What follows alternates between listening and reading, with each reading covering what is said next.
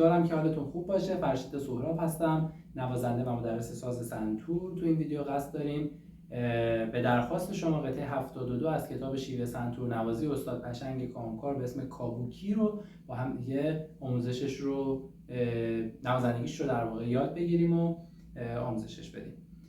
قبل از هر چیز ممنون میشم که کانال یوتیوب من رو سابسکرایب کنید، این پست رو لایک کنید، نظراتتون رو کامنت کنید و این پست رو با دوستاتون به اشتراک بذارید. ممنون که تا آخر ویدیو با من هستید. بریم که یه ویدیو خوب داشته باشیم. خب قطعه شماره 72 اولا این که عدد میزانش 2/4 و دیگه باید بدونیم که 2/4 یعنی در هر میزان معادل 2 تا نوت سیاه داریم و شمارشمون به صورت 1 و 2 و میشه.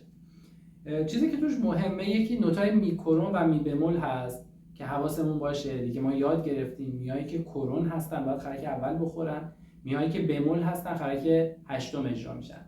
حالا اگر می روی خط اول باشه و علامت کرون داشته باشه میشه خرک اول سیمای سفید. اگر بین خط 4 و 5 باشه علامت کرون داشته باشه میشه خرک اول پشت خرک.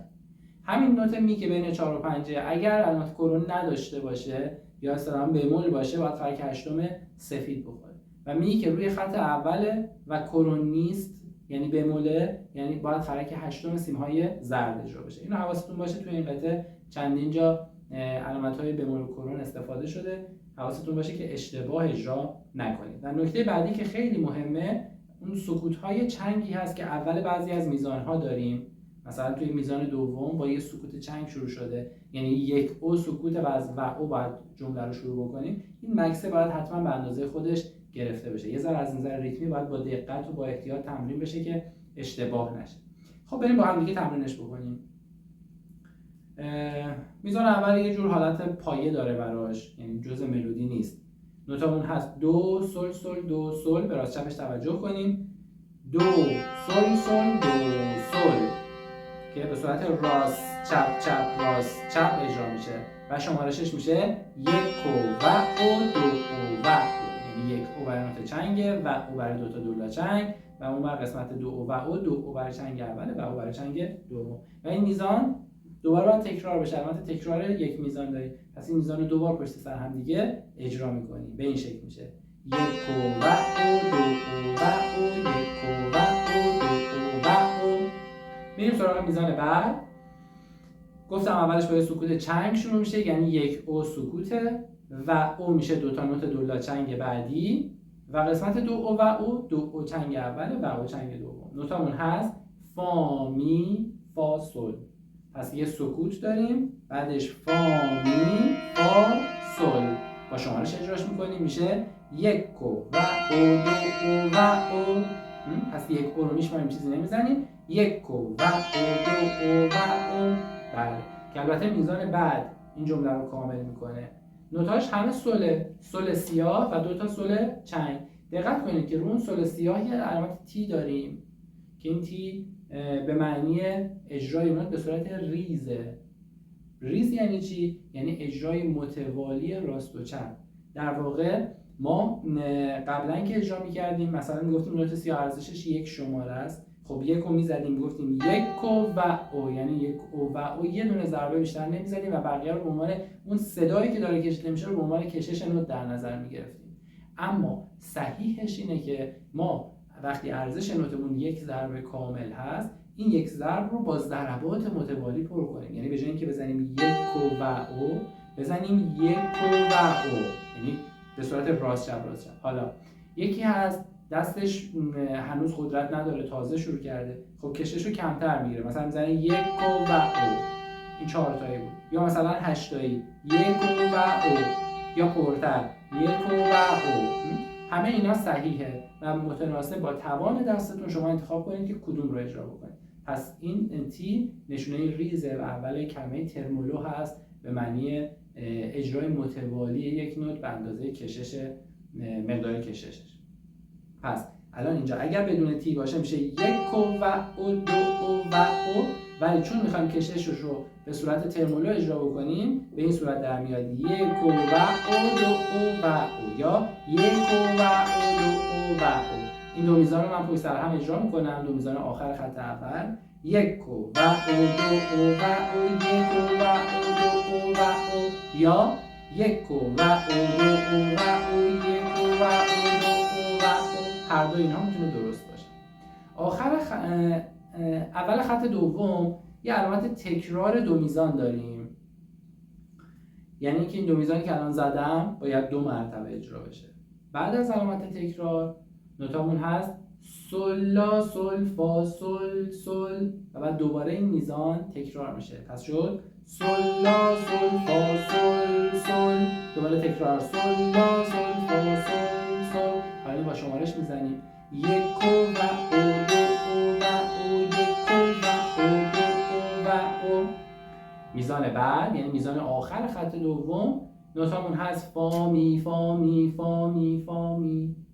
اول ویدیو گفتم که این می که علامت کرون داره، می که روی خط اول و علامت کرون داره جاش خرک اول سیمای سفیده، یادتون باشه.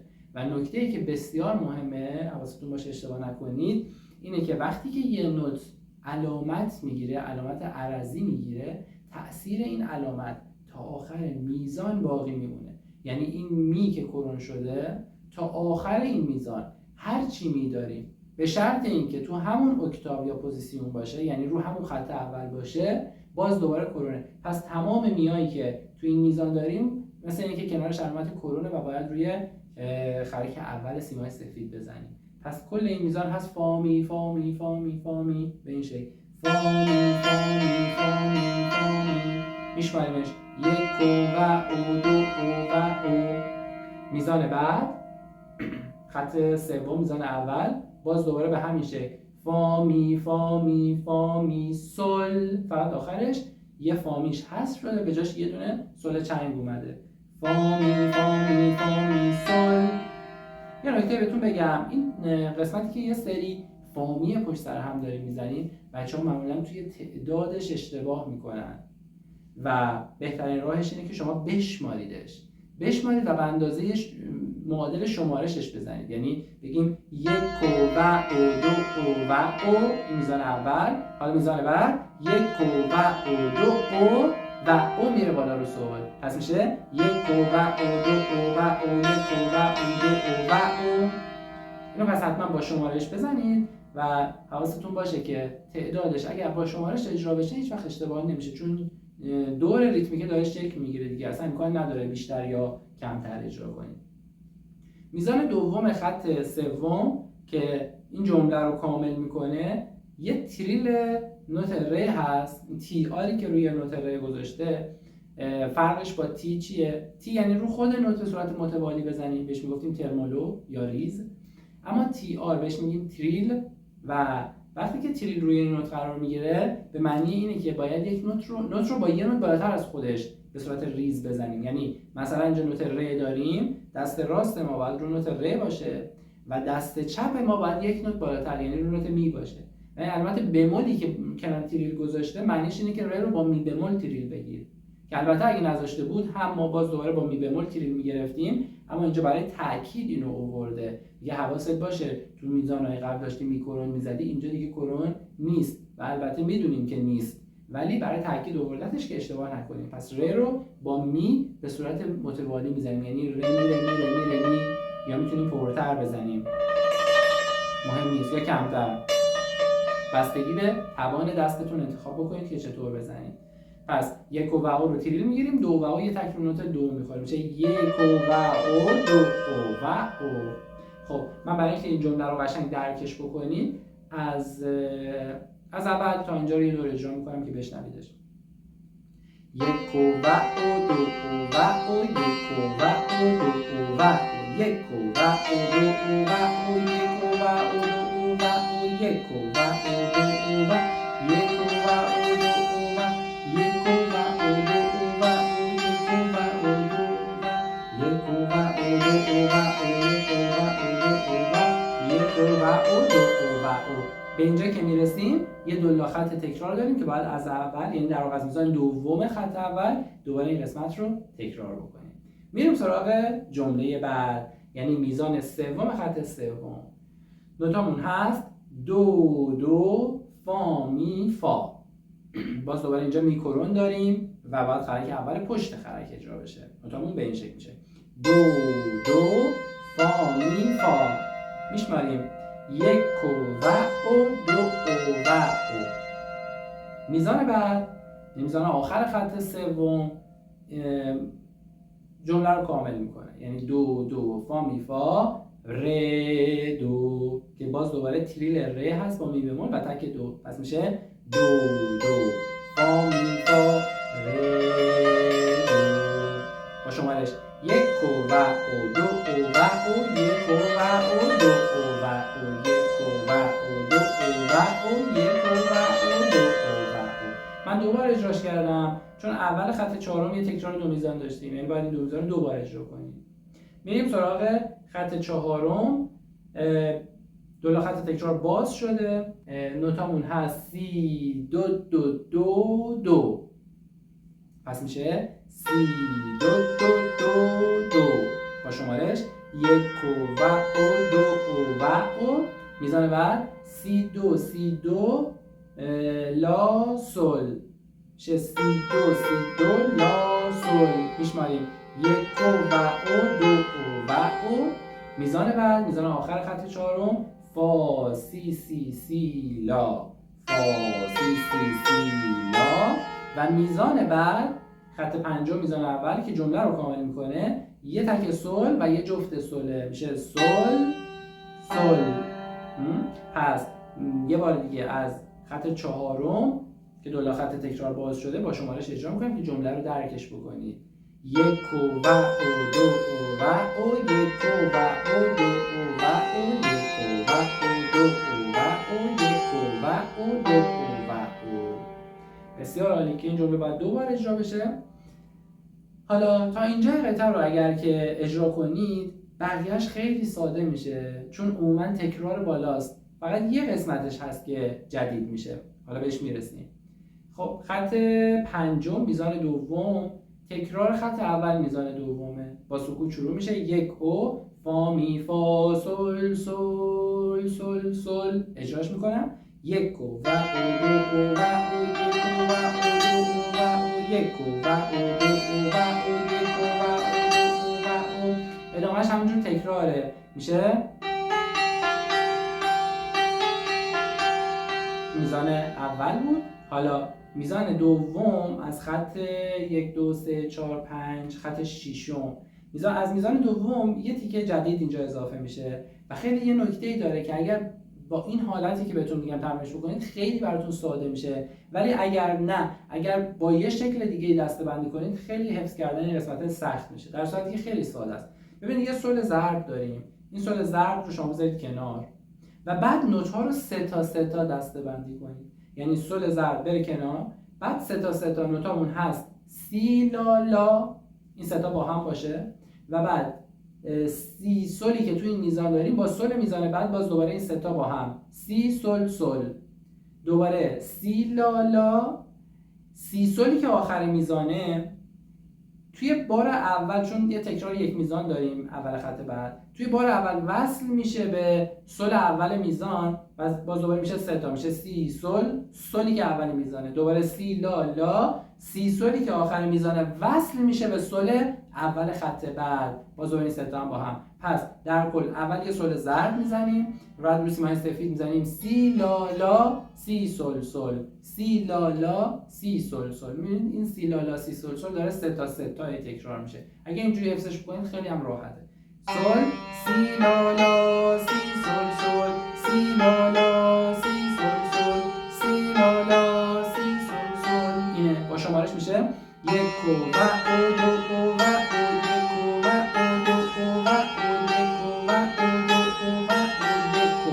و دو به این شکل میشه. اوکی.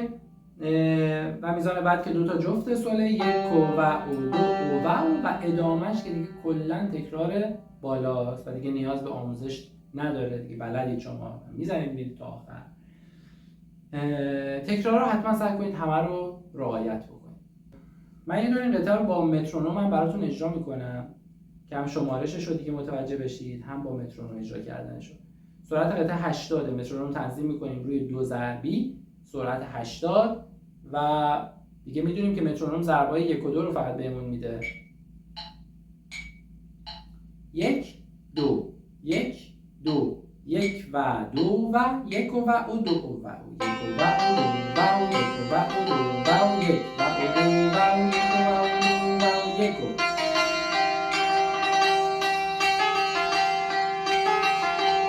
یک و او دو و یک و او دو و یک و او دو و یک و او دو و تکرار از اول.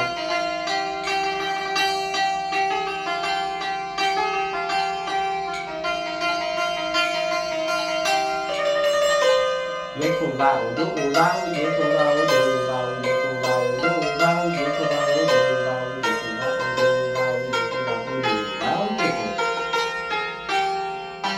یک و دو و یک و دو و یک و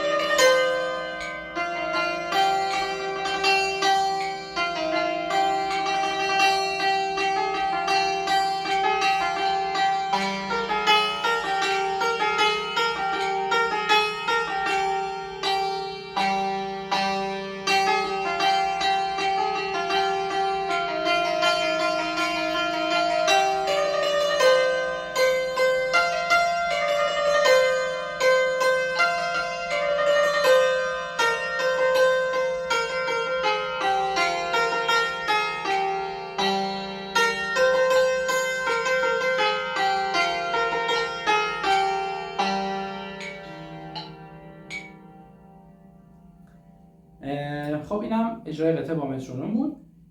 اینم دیگه اولین باره که داریم قطعه ها رو یکم با تکنیک خودش اجرا میکنیم، یعنی ریز و تریل رو تو قطعه اضافه کردیم و اگه دقت کرده باشید نزدیک شده به اون حالتهای تکنیکی که بهتون میگفتم جلوتر میرسیم به تکنیکا و وقتی اینا رو اضافه میکنیم قطعه پرتر و زیباتر میشه. حالا اگه بخوام یک کمی بیشتر بهش تکنیک اضافه کنم و یک کوچولو تندتر اجراش کنم اون وقت اینجوری میشه.